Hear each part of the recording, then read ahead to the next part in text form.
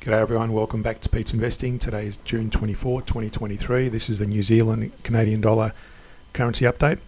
On our weekly we're in a bearish momentum, on the daily bearish as well, but on the hourly we're broken up into a bullish momentum slightly. So there's a couple of trading strategies here. One is the trend trading strategy, which is combines all three timelines and uses the back test of the bearish and bullish momentum as an example, and I'll cover that in a minute. The second strategy I'll use is the divergence strategy, and there's another divergence currently playing out on the hourly, and I'll explain that in a minute. First off, on the weekly, we've got the triple moving average of the price chart, the moving average of the CCI 150, and the oscillator showing bearish signals, so only bearish trade should be taken according to the weekly.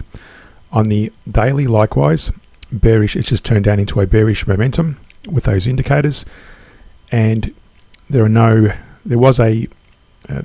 can see there that it's currently bouncing or almost bouncing off that support level at 8056, and it's now resting on this descending diagonal trend line.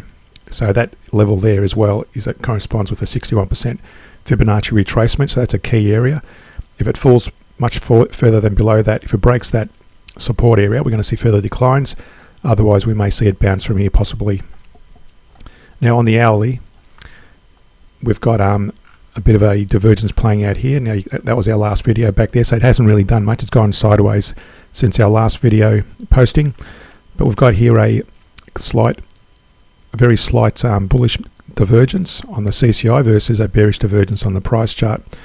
And the way, if you're new to the channel, the way you trade this, I use it as a potential area to go to close the trade. In this case, if you're going short, it looks like it's going to go long at the moment. So if you're going short, close out your trades according to this, or you can actually trade it. So the way you would trade it is you draw a channel in that divergence range. So that would be between that candle and that candle, and you bring the channel to the highest point or wick of that divergence range.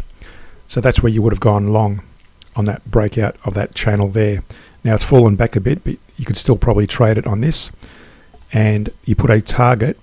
If you draw a Fibonacci from that lowest point up to that high point, so your target area, let me just draw a little box, will be the closest Fibonacci range. So outside of the break of that channel, that'll be your closest Fibonacci range. So that'll be somewhere, so that's the initial closest Fibonacci range as a target. Of course, it can go higher than that, but that's just to be a high level probability of success.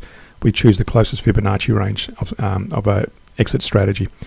Of course, it may the price may actually fall lower, and for this divergence to fail, we would need to see the CCI break below this point there. Let me expand that. Oops. So that's our bullish divergence on the CCI, and for this divergence to fail, we need the CCI break below that point there. So we need to see it break down here somewhere, and that'll invalidate the bullish divergence. Now these work out most of the time. Sometimes they fail, but most of the time they work. So this is trading in our direction. So that's our target area, the closest Fibonacci range on that little divergence.